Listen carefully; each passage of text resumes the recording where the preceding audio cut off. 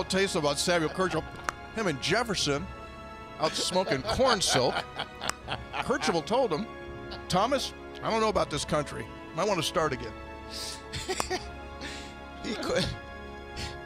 So I don't have a monitor here, so I really can't see what happens at the beginning of the show.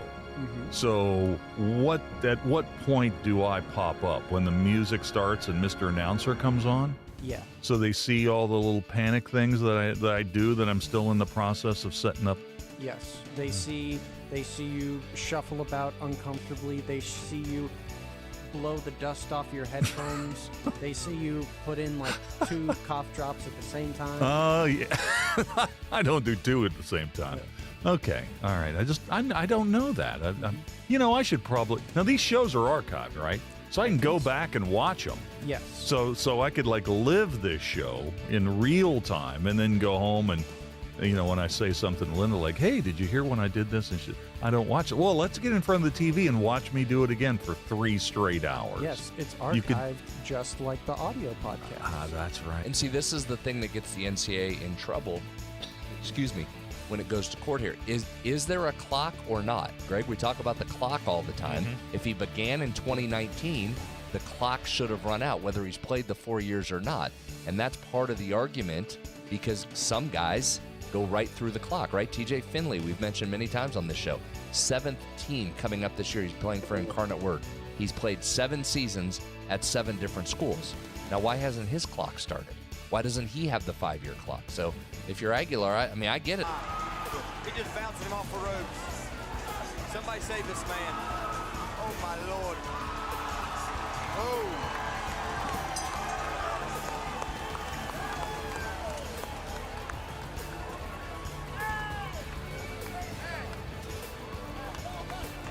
Very nice, very nice. He hit him with everything he didn't want.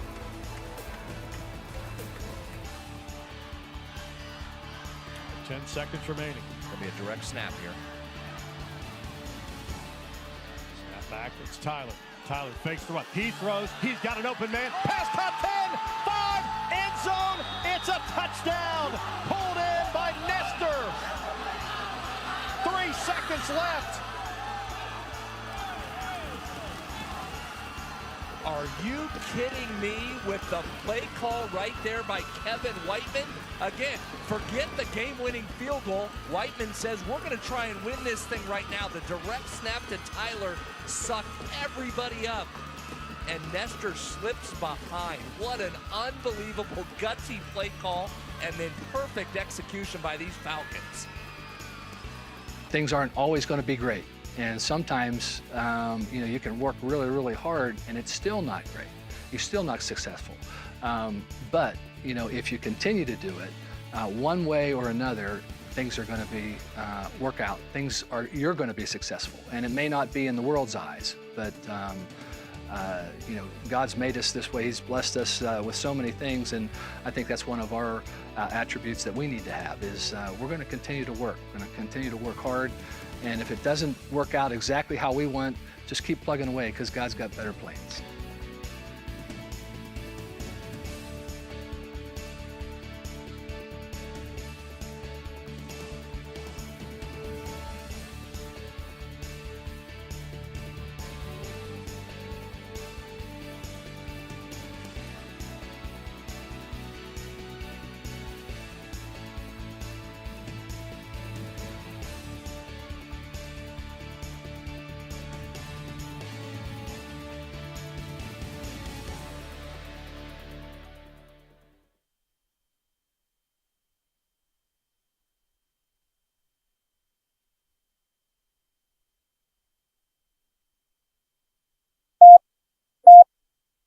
Five, 3, 1.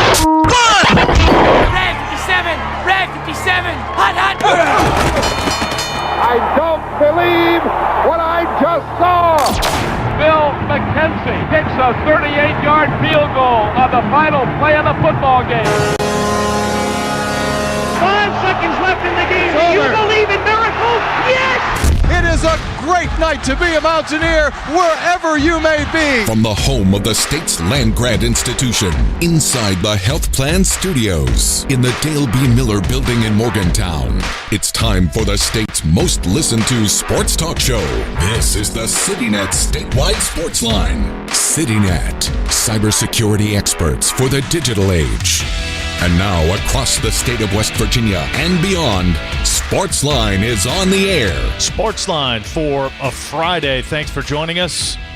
We are in the Health Plan Studios. I'm Kyle Wiggs. Greg Hunter is alongside. Greg, good evening. Good evening, Kyle. How are you doing? Well, Brad, of course, made his way to Orlando with the Mountaineer basketball team for tomorrow's game against UCF. We're going to hear a couple of cuts from Ross Hodge from this week in a moment. We're all awaiting the start of the WVU Baseball season in less than a half an hour now. So we will keep an eye on that, of course. Mountaineer fans very interested in the start of baseball, even though we're in mid-February. Yeah, I mean, and myself as well. I think most people, after, two super regional advancements for the Mountaineers in recent years, can this team, do anything of similar sort once you get into the year? I mean, all indications are, well, it's a lot of new players. They've still got talent, and we're going to see a lot of that new talent on display starting tonight because you look at the lineup, which is already out there, it's mixed with a lot of those transfers that have arrived at West Virginia. We know the starting lineup, and Gavin Kelly's going to lead off and play second base. Mm-hmm. Coach Steve Sabins on our show last week when he was talking about the leadoff banquet, he called Gavin Kelly Buster Posey. But West Virginia got a great transfer catcher in Matthew Graveline. So it's going to be Graveline starting behind the plate. And I believe Saban said earlier this week that they'll split it behind the plate, might lean slightly to Graveline in terms of more appearances behind the plate because depending on how he hits and because Gavin Kelly's so versatile. So Kelly starts the season in a leadoff spot, playing second. Matt Inich, who hit .387 at Ohio University last year, is in the number 2 spot at short. Armani Guzman, who Steve Sabins on this show called the fastest player in college baseball. He's in the 3 spot. You've got Sean Smith, the DH, in the 4 spot. The before-mentioned Graveline catcher hitting 5th. Paul Schoenfeld. All right. Mm-hmm. Paul Schoenfeld hitting 6th in left field. And Steve Sabins has raved about his defensive ability, talking about Schoenfeld and Guzman both being natural center fielders. Brody Kresser, I should say, is at first base, hitting 7th. Ben Lumsden in right field hitting 8th. And JUCO transfer Tyrus Hall at third base hitting 9th. Hall stole 43 bases in 2 seasons at the junior college level. Then you've got one of your Division II transfers, Chanson Cole, who struck out 97 last year, 7 wins on the mound. He's the pitcher. So Kelly, Inich, Guzman, Smith, Graveline, Schoenfeld in left, Kresser, Lumsden, and Hall. That's your Mountaineer starting lineup. Inich and Graveline both coming from Division I programs, and major parts of the offense are going to be interesting to watch. Graveline is a guy that had very big power hitter at Ohio State last year, and then, as you said, Inich with his batting average at Ohio. And then, we just all sit here and assume, well, another Division II pitcher, Friday night guy, he's going to be just as good as the last one. So, I don't know, maybe someday it doesn't hit, but you listen to Steve Sabins, and it certainly feels like he's got not just one, but maybe 2 or 3 D2 guys that can be major factors on the mound. A lot to do on the show tonight. Coming up, we talked a little bit with Reed Amos last night about the Mountain East Conference and their expansion with Shawnee State University coming in from Ohio. They'll join the league, and towards the end we talked a little bit with Reed about the upcoming Mountain East Conference postseason tournament, where there's a huge game tomorrow in the MEC with West Liberty and Fairmont State. And Fairmont State coach Tim Koenig will join us coming up in just a little bit, talk about that matchup tomorrow and postseason hopes for 2, maybe 3 Mountain East Conference teams coming up. So we'll have that conversation as we move along on the sports line. And, of course, the text line is open, 304, Talk 304. That is the number to text, and we will certainly get to your texts. All right, let's start with Ross Hodge. Again, Mountaineers traveling today to UCF. They'll play the Knights twice over the course of the final few weeks of the season. Game 1 of that series is tomorrow. Interesting matchup. UCF on the right side of the bubble right now for most prognosticators for the NCAA tournament. West Virginia right now on the wrong side of that bubble, but they can certainly take a large step towards getting on the right side by winning this road game tomorrow. Yeah, no, exactly right. And so that is what they're playing for. And certainly West Virginia has, not given up postseason aspirations, but anything that they're going to have probably, at least in terms of the NCAA, would have to start with a win in Orlando. So we'll see with that. Should point out that, this is a team that certainly can get a postseason bid if it wants. All the Big 12 teams typically are designated for the Crown, which is the basketball tournament in in Las Vegas. So last year, 5 of the Big 12 teams went there. 1, Oklahoma State, went to the NIT. So everybody sort of sit and think, well, maybe West Virginia will get to the NIT. That's not the place the Big 12 teams go anymore. They go to the Crown in Las Vegas, and that's probably a spot West Virginia can go. But certainly they still have dreams of an NCAA tournament. But it's getting tougher and tougher. But a win at UCF could maybe bounce that a little bit. Central Florida playing pretty well at home. Their last 2 losses have come on the road at Houston and Cincinnati, but they are playing well at home this year. They have home victories over the likes of Kansas and Texas Tech. So earlier this week, Mountaineer coach Ross Hodge scouted UCF. Be 6-5 in the Big 12, 11 games in, and they should be commended for that. I think they did a great job of, finding, players from different experiences. And you look at like Fulks and Stillwell were teammates at Milwaukee, so they have a little chemistry together, and they brought them as a package there. And then some of the other guys, like Riley Cagle and some of those other guys were, Power 5 transfers that had bounced around a little bit, and they've seemed to really settle in. And Coach Dawkins has found a way to get a lot out of those guys.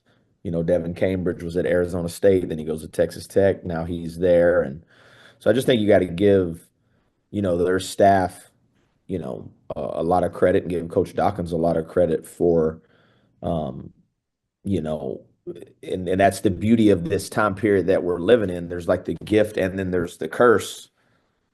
The gift can be that you can assemble a group of guys together when everybody, the outside world may have left them for dead, and they're not going to be very good. And he put this group together, and it's worked very well for them this year. And they had a great schedule, and they took advantage of it, and they've positioned themselves well. So again, UCF coming in at 17-6, and the coach talking about their personnel. We went through their personnel with play-by-play voice Mark Daniels earlier this week. Cagle he's an Orlando native that started in the SEC, recruited to Florida, played at Mississippi State, now at UCF, and those 2 Milwaukee teammates who are both having really, really good seasons, Fulks and Stillwell in there as well. The big 6'9" transfer Jordan Burks has been a factor, and 7'2" Ole Miss transfer John Bull. So you've got a completely rebuilt team just like West Virginia. None of these players contributed for UCF last year. Yeah, isn't that the way of the college world anymore? You remake your roster each and every year, and certainly Johnny Dawkins has done a great job in putting this one together. There was a lot of people didn't know if he would be back this year. They've been sort of middling since they've joined the Big 12, but boy, they've played well this year. A couple of huge victories with Kansas and Texas Tech. And again, great excitable crowds there for those games as well. It'll be interesting to see if there's been some momentum built I mean, from a UCF perspective, West Virginia is not necessarily a marquee type opponent like a Kansas was. Arizona sold out when they were in there. Texas Tech sold out when they were in there. But has Central Florida built some momentum with that gigantic student population and with the populace in general in Central Florida to see if the game tomorrow is sold out and see if it's a raucous environment? Been there for West Virginia's football games in Orlando, and those aren't exactly monstrous crowds, but this is certainly a basketball team that is on a roll, and we'll see if they can carry that momentum through. Mountaineers coming off their bye week, and West Virginia hasn't played since the loss to Texas Tech. That was the afternoon of Super Bowl Sunday. So they got their bye week this week, and Mountaineer coach Ross Hodge talked about that, how beneficial the bye week was. So for us, the bye was good. It was a little,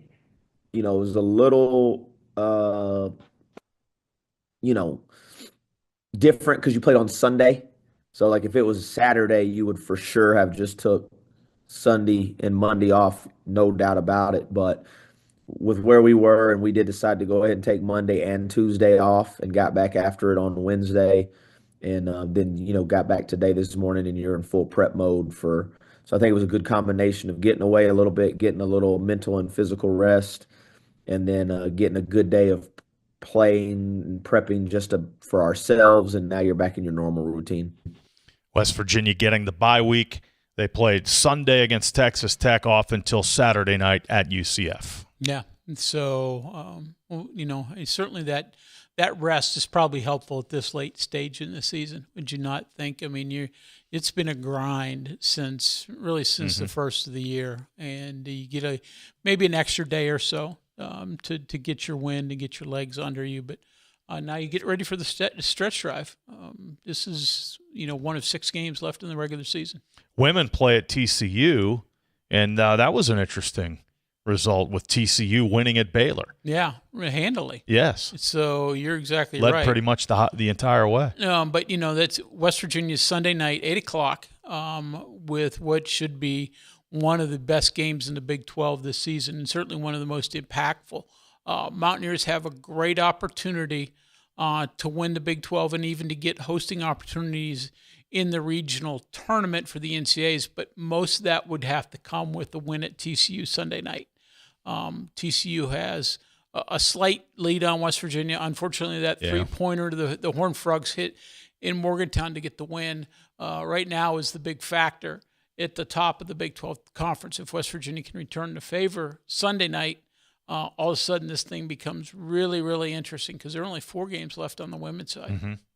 We'll get to the text, 304-TALK-304. We'll take a break. We'll talk some Mountain East Conference basketball. Fairmont State and West Liberty squaring off coming up tomorrow afternoon, and we'll get to that in a moment. Tim Koenig of Fairmont State will join us. Since 1979, the health plan has called West Virginia home. From humble beginnings, they've grown alongside West Virginia, becoming a part of its fabric. For over 4 decades, they've been here through thick and thin, supporting local families and businesses, proudly serving West Virginia for over 40 years. The health plan.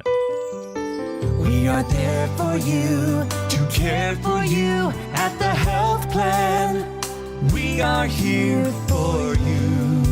At the Health Plan, we are here for you, and we have been one of the most trusted carriers for over 40 years. Headquartered right here in West Virginia, providing exceptional health coverage and local customer service.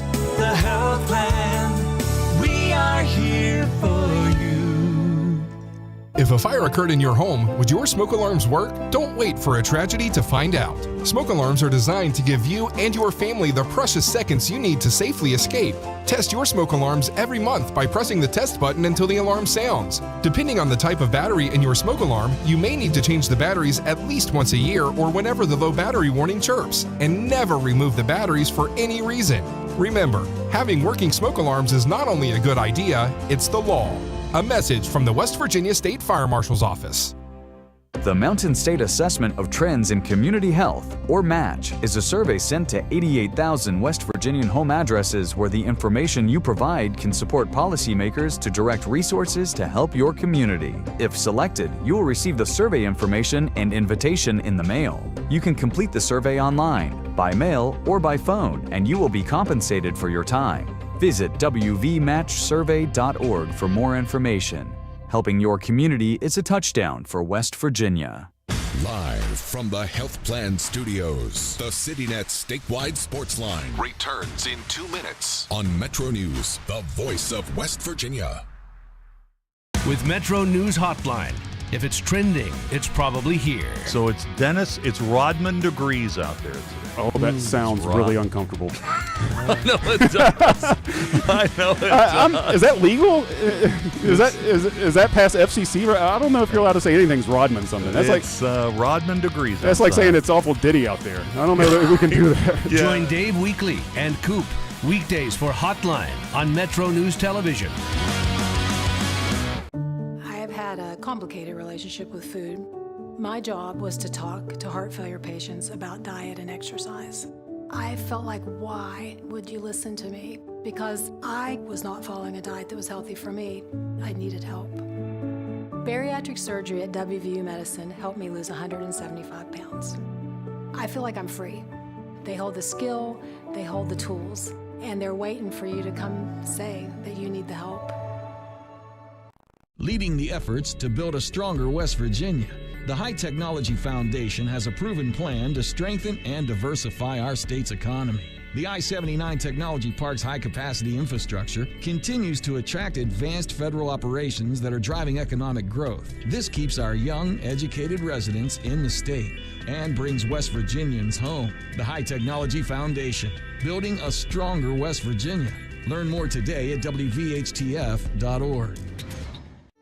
We are there for you, to care for you at the Health Plan.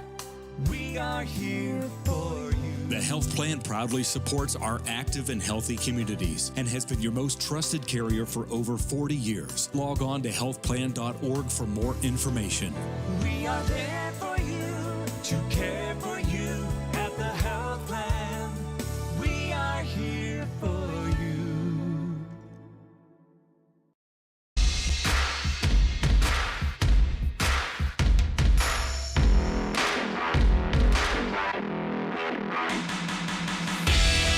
CityNet statewide Sportsline for this Friday. Kyle Wiggs and Greg Hunter with you. Text line open 304-TALK-304. We'll get to some texts, but first, a conversation with Fairmont State head basketball coach Tim Koenig. Huge game in the MEC tomorrow. West Liberty and Fairmont State, they're both ranked in the top 10. Fairmont State has won 11 straight. West Liberty's won 10 straight. West Liberty 15-1 in the conference. That only loss handed to them by Fairmont State. The Falcons are 14-2 in the league. And Coach, good evening. Thanks for your time tonight. Thanks for having me.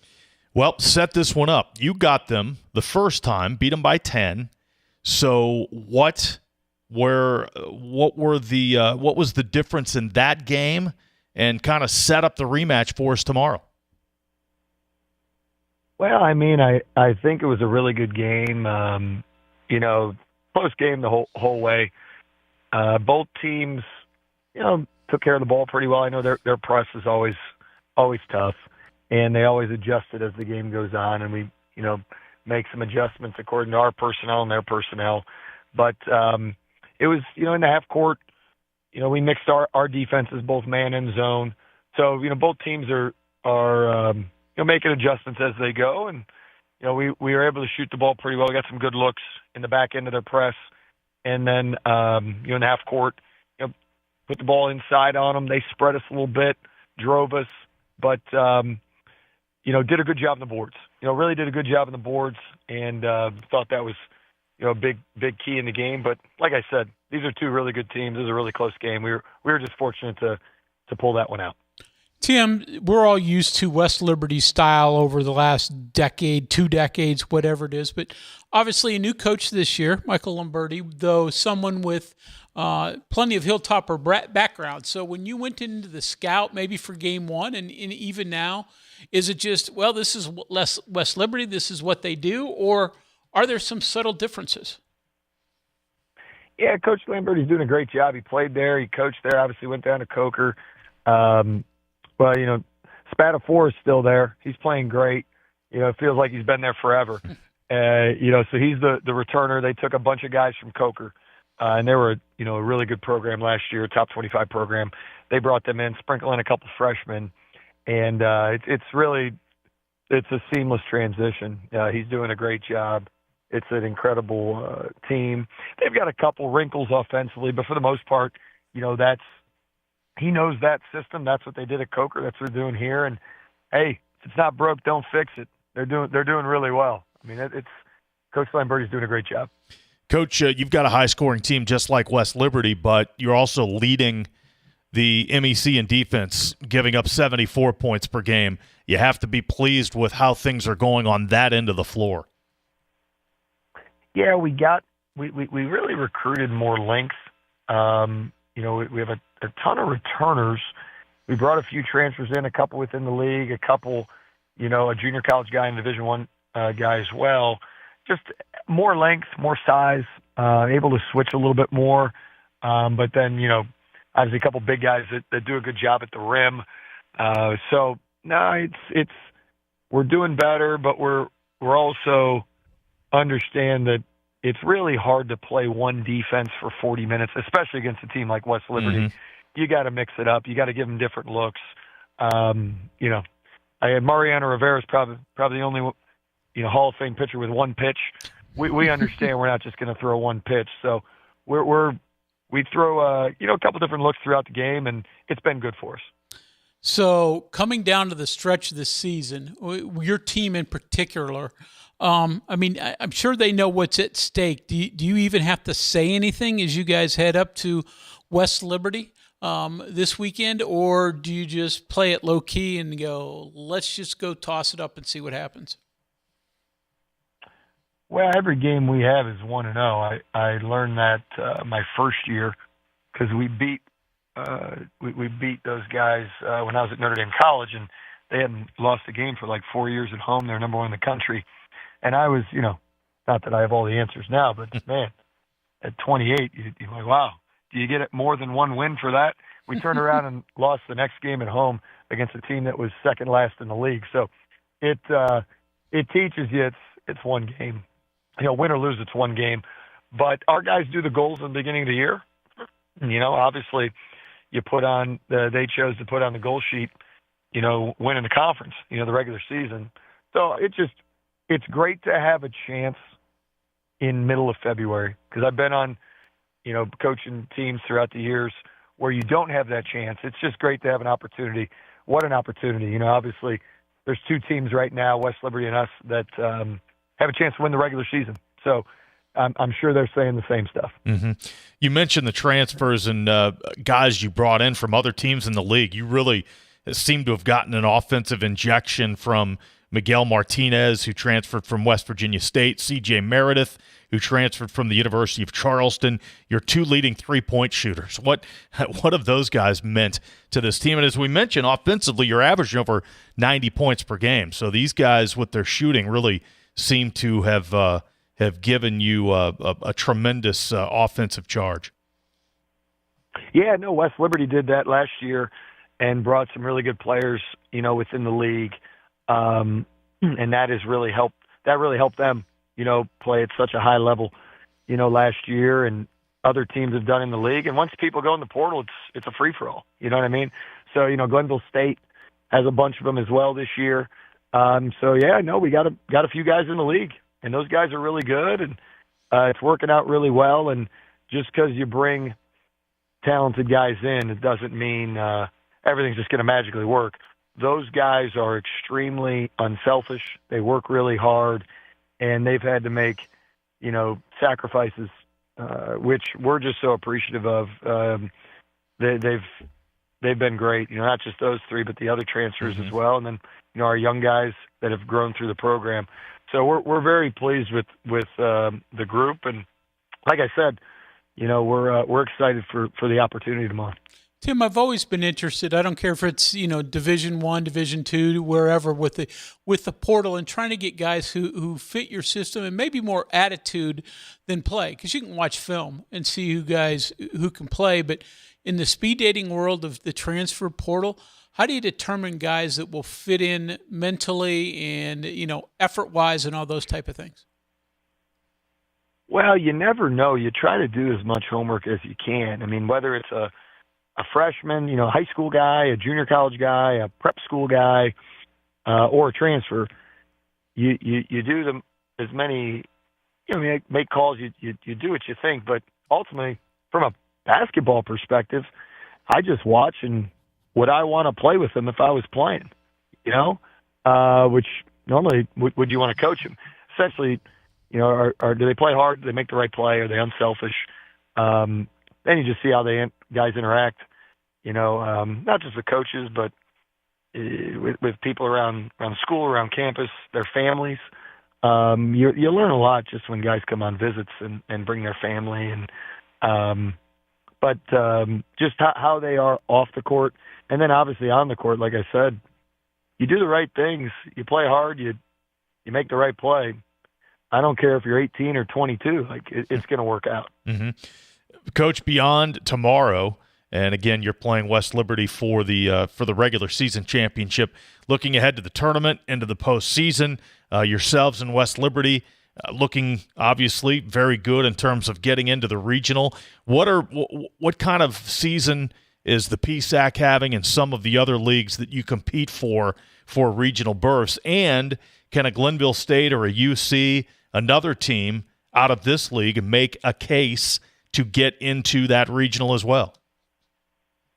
Well, first, whoever wins this game, obviously there's a handful more games to go, so it's not a lock, but you're in the driver's seat, of course. So there's some work to be had. As for our league, there's a lot of teams that the regional polls have not come out. The national polls obviously are there, but right. The regional ranking stuff has not been published. So I can speculate, but let's start with our league. I know there's a lot of teams that can win our conference championship. I know that, in Wheeling. Frostburg State just played absolutely great against West Liberty, and they pulled it out because West Liberty's been playing incredible and beating a ton of teams. Charleston, they buried us when we were at their place. They beat us by 20, and it really wasn't that close. We beat them when they came to our place. They can definitely win it. Frostburg has a couple big-time guys that can really score it. But Glenville State, they've had a really good year. Wheeling's had a really good year. Concord beat us at our place. They're really good. There's a lot of teams that can win this tournament in the MEC. As for at large, obviously, us and West Liberty are the ones that I anticipate will be in the top, 3 or 4 teams in the region when the rankings when they come out here soon. The PSAC, Gannon's at the top, IUP, the IUP, Cal PA, those 3 teams are near the top. Slippery Rock as well. Westchester and East Stroudsburg on the other side in the east. As for the CIAA, you got Virginia Union, you got Fayetteville State. I would think out of those 10 to 12 teams, those are the teams that are you're gonna see in those regional rankings when they come out here. I think next Tuesday. All right, so we'll know a little bit more early next week, and obviously we'll know a lot more about this league after tomorrow. Of course, there's a lot more to play for after tomorrow, but sure would be nice to go up there and get a win and, like you said, put yourself in the driver's seat. Hey, you know what? That sounds good to me. But we're going to have to go up. Easier said than done. Right. We're going to go up there. It's a tough place to play. It's an incredible environment. We got a great environment in our place too. It's just a great opportunity. Like I said, it's middle of February, and you get to lace them up and play for the current first place. You can't ask for much more than that. We're very fortunate and looking forward to it. Well, Coach, thanks for your time. Best of luck, safe travels, and we'll see you in Wheeling for the postseason tournament. Thank you so much. Thanks for having me on. Go Falcons. All right, thanks, Coach. Coach Tim Koenig there of Fairmont State. Fairmont State wheeling both with long winning streaks, both in the top 10 in the coaches poll. Like he said, the regional rankings aren't out yet, but they will play tomorrow for first place in the MEC. There you go. By the way, Georgia Southern, first pitch for Gavin Kelly. Taking a strike, by the way, if you're interested in how the Mountaineer leadoff hitter is going. But game just underway, Georgia Southern, West Virginia in the season opener. All right, so we'll keep an eye on that as well. Text line open, 304-TALK, 304. We'll get to the texts when we return. This Valentine's Day, fall in love with your internet again. CityNet Gig Fiber delivers fast, reliable speeds with no contracts, no data caps, and local West Virginia support. And right now, new customers can get 50% off any internet plan for 1 full year, with plans starting at just $25 a month. Check availability at your address. Visit citynet.net today. CityNet. Love at first speed. Hi, I'm Chris Lawrence. Make plans to join me at the Mountain States premier fishing, hunting, and outdoor sports show presented by Can-Am, Saturday and Sunday, March 7th and 8th at Milan Park in Morgantown.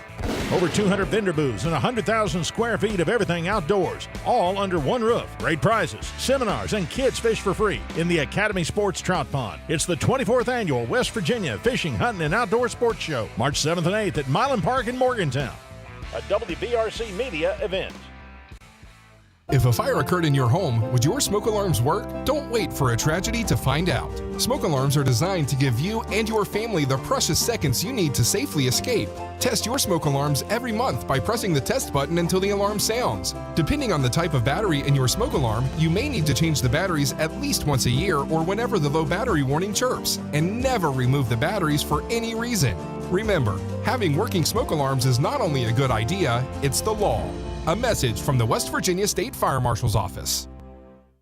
Live from the Health Plan Studios, the CityNet statewide sports line returns in 2 minutes on Metro News, the voice of West Virginia.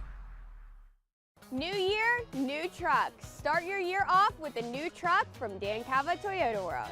Now lease a 2025 Tacoma for as low as $299 a month. Save over $7,500 off on select Tundras or get 2.99% for 72 months.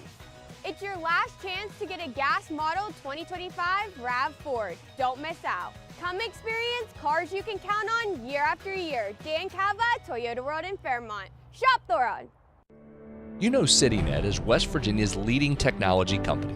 Whether we're managing IT infrastructures, protecting the critical data and networks of our region's businesses, or providing fiber broadband, TV, and phone services, we are your go-to experts.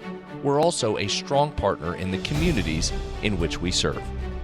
CityNet, your trusted technology partner. Learn more about us, visit citynet.net. You want to know what West Virginia is talking about? It's good to be back in Morgantown today. Now it's different. I think it's mostly just business. What I voted for and what I think makes the most sense. Well, Dave, this has been a bit of a controversy. I want to thank the caller last week that said I sounded like Hoppy Kirchhoff. That was flattering. Join Dave Wilson and TJ Meadows Monday through Friday for Talk Line on Metro News Television.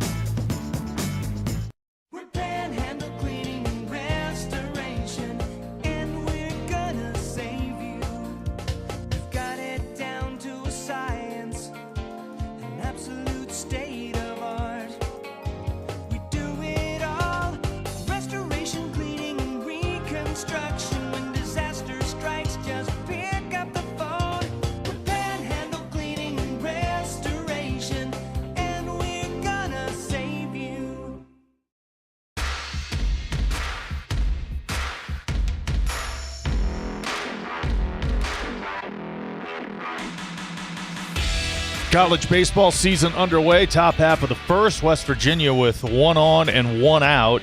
Armani Guzman, who looks bulked up to me. He's at the plate.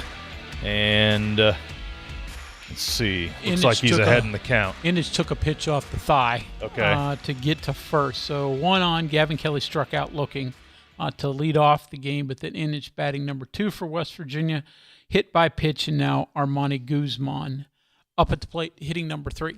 Guzman batting from the left side. And, again, the season is underway for the WVU baseball team. 304-TALK-304, that's the text line. First text question, Greg, is football related.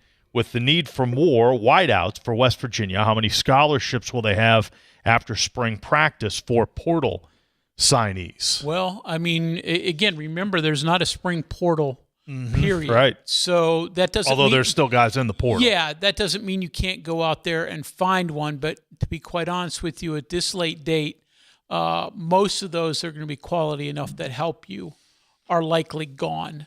West Virginia's got a lot of wide receivers in terms of numbers. They brought in 4 transfers from 4-year schools, 2 junior college guys that both look really good, 6 high school players, as well as 3 returners. Now, only one of those returners has seen a reception in his time at West Virginia, and that's Jaden Bray, who, of course, was hurt last year. So, I mean, you add all that up, and that's 15 wide receivers. You got the numbers you need.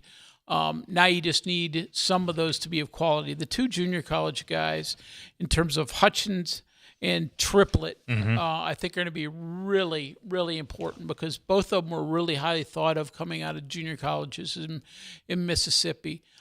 So the 4-year transfers all look like they have quality, but they haven't played as much football. I mean, you've got Teron Francis coming from LSU, originally from New Orleans. Didn't play much at LSU last year as a true freshman, redshirted, but he was really highly thought of coming out of Edna Karr High School. Prince Strachan coming from USC, another kid highly thought of, but hasn't played a whole lot of football to this point in his college career. DJ Epps is a slot receiver that's coming up from the group of 5 level that they think can help him. So the junior college guys have got to be what you think they're going to be, right? Then you need probably 2 or 3 of those 4-year transfers to be major productive players. And Jaden Bray's got to finally, I mean, and it's a luck factor, just stay healthy. He's got all the tools in the world. We've seen that, just haven't been able to stay healthy. So if you do that, and then maybe sprinkle in a freshman or 2 that can help you, maybe even a Malachi Thompson. Then all of a sudden now you've got something at wide receiver. But that is certainly an area with a lot of questions. I don't think it has a lot of questions in terms of numbers. I mean, if there's one that's good enough, you take him. I don't know of one right now that's sitting out there going, well, that'd be a no-brainer, just because most of those guys are already picked over. Slot guys, is there enough depth there, you think? Is Triplett the guy? Triplett's probably the guy. And, he's a bigger slot. I mean, he's not taller, but he's 200 pounds, yeah. Yeah, he's listed at 210, 211, 5'11". So he is probably that guy, but a little bit more atypical of a slot who you think of as 5'8", 160 and just a jitterbug. Yeah. But I would think that Triplett is certainly one of those slots. And then, you get 2 guys returning besides Bray and Cyrus Traw, who anybody who follows athletics in the state of West Virginia remembers from his Parkersburg South days, both football and basketball. Had a couple years at Youngstown State. Had some nice numbers as a redshirt freshman. Minimal opportunities last year. Is he ready to step up? And then Armani Weaver was a really highly thought of true freshman who came into West Virginia from Spartansburg, South Carolina last year. Only played in a couple games, didn't have a catch, but is he a redshirt freshman now that can step up and can be a significant factor? He's a slot too. So they've got several guys at slot. You would think Triplett, first of all, but there are a few others that could figure in there as well.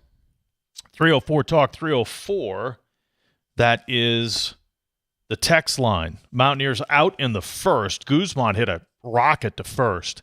Looked like maybe a one-hopper to the first baseman who made the play right at the bag, and then threw to second for the tag play, and that runner was out. So kind of a short hop, double play, 3 unassisted to the shortstop for the out. And now we're watching Chanson Cole make his Mountaineer debut, and his first 2 pitches, we're just overreacting to everything because everybody is excited the season has started. But his first 3 pitches have been in the 80s. He just threw a nasty 89-mile-an-hour slider for a strike, though. So he's ahead in the count, 1-2, and Chance and Cole on the mound pitching to Georgia Southern, bottom half of the first inning. 3:04, talk 3:04.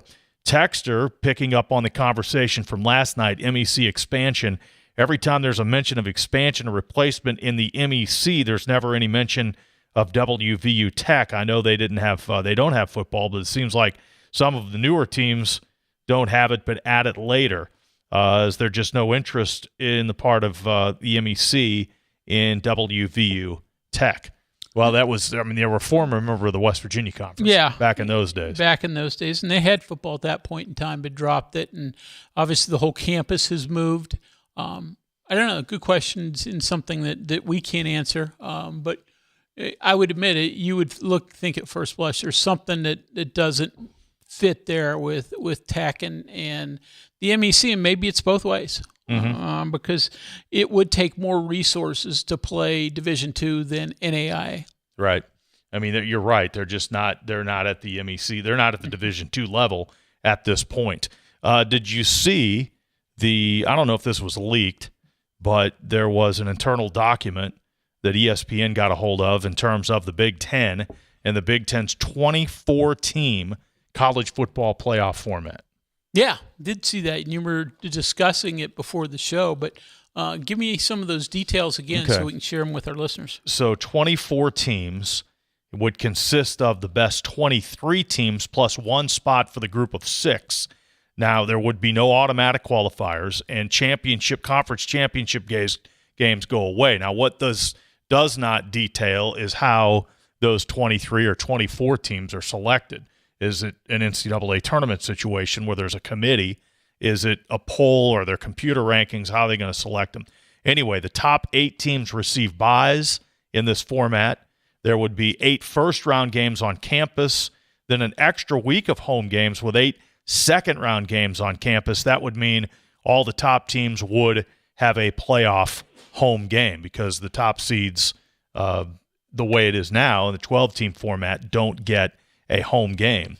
So that's the format. 8 first-round games on campus, 8 second-round games on campus, and then that first round would be the weekend that would be reserved normally for the Army-Navy game. It had a exclusive window this year. So, I mean, that's how it would work. The semifinals would be bowl games on New Year's Eve and New Year's Day, traditional bowl games. Semifinals would be bowl games the week after that. Then the national championship game would be the following week. So perhaps about a week earlier in terms of the national championship game, which was on January 19th this year. It's all a matter of money, right? I mean, what kind of money can that generate? And is it enough to make up for the cancellation of the conference championship games? Right.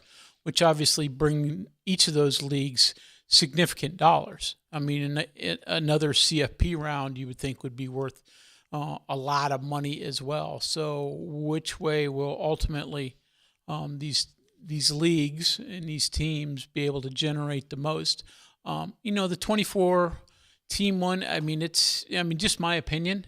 I mean, that's certainly a lot of extra games, but I don't mind the way it's formatted. I mean, more opportunities for people, and you still keep a group of 5, a group of 6 involved there. But, I saw something.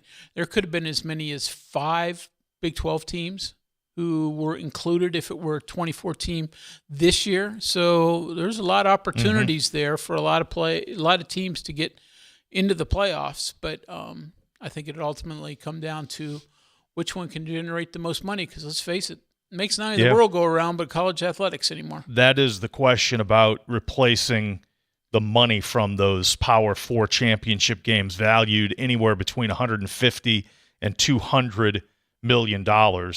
And how would the college football playoff make up for the loss of those conference title games? That is certainly an issue. Now, I don't think you could do both, right? You couldn't continue the conference championship games and have a playoff that lengthy. Not a 24-team playoff. Probably not even a 16-team playoff. No, it's going to stay at 12 for now.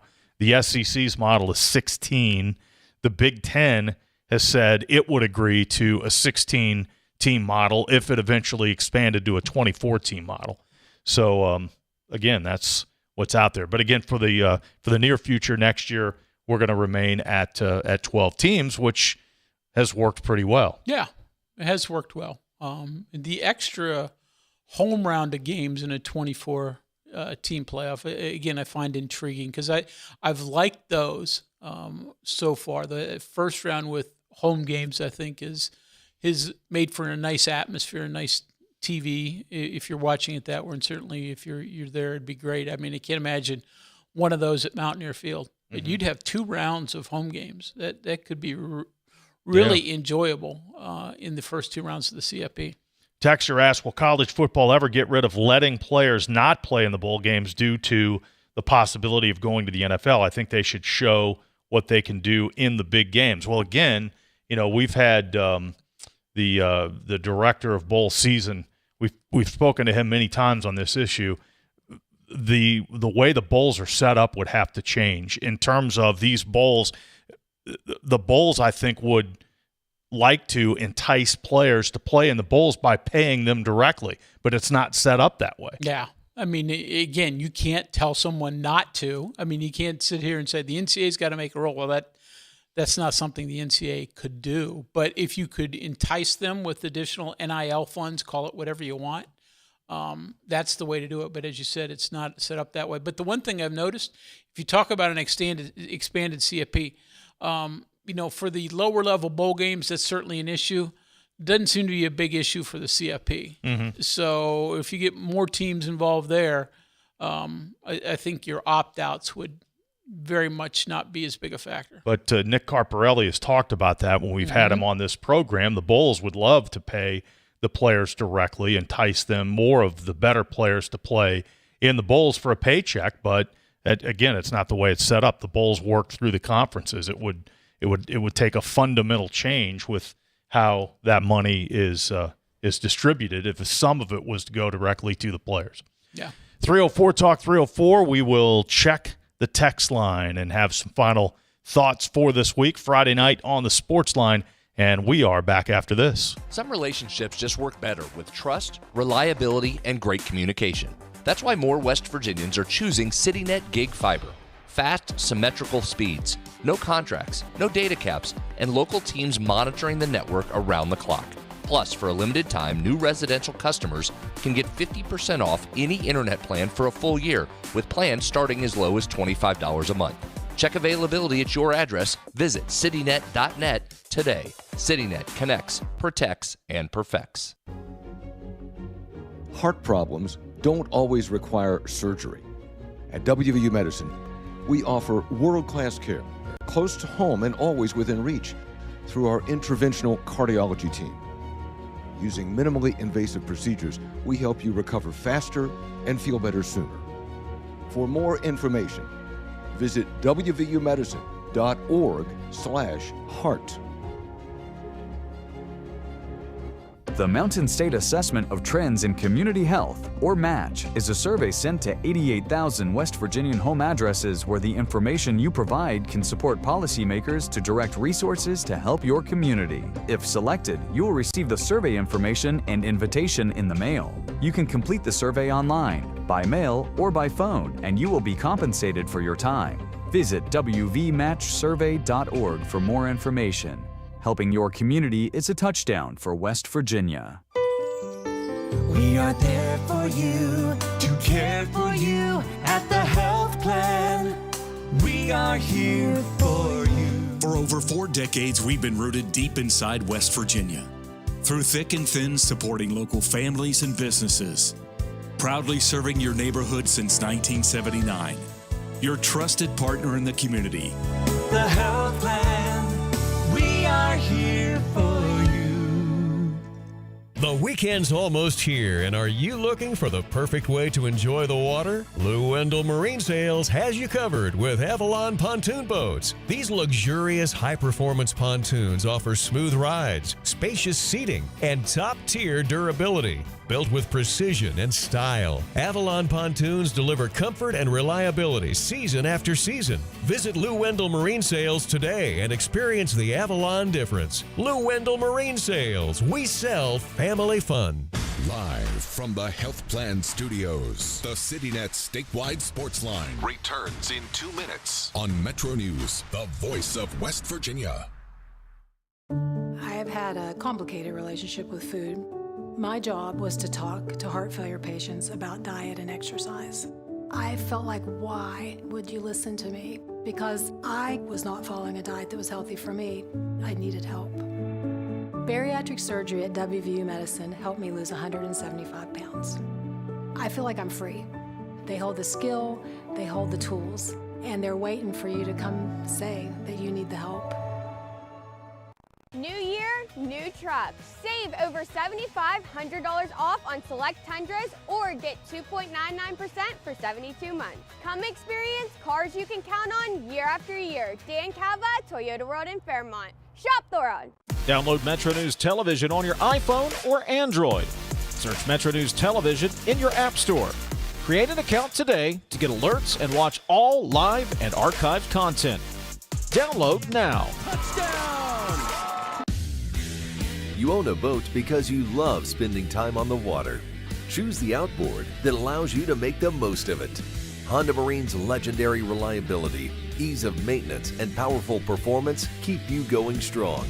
And they're all backed by the peace of mind protection of the industry's best limited warranty. Visit your Honda Marine dealer today and find out why it's more than an engine. It's your time on the water.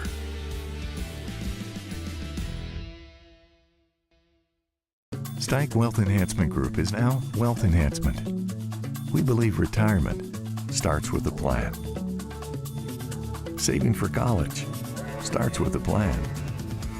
Your legacy starts with a plan. Do you have the right plan? Call our team at 304-443-4240 or email stike-info@wealthenhancement.com.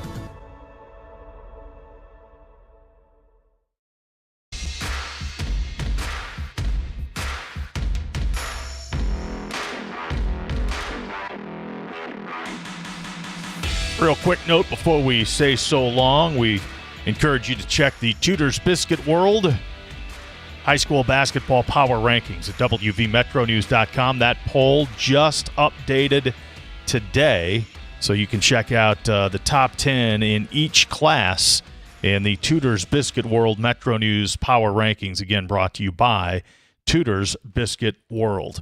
And again, a big weekend, Mountaineer men at Central Florida Saturday, Mountaineer women at TCU on Sunday night, and, of course, baseball all weekend. They did change the schedule for tomorrow, right, for baseball? Doubleheader, because it looks like bad weather in Statesboro, Georgia on Sunday. So starting at 2, doubleheader. West Virginia, though, trailing 1-0 at the bottom of 1. All right, so, Georgia Southern got an RBI hit in the bottom of the first.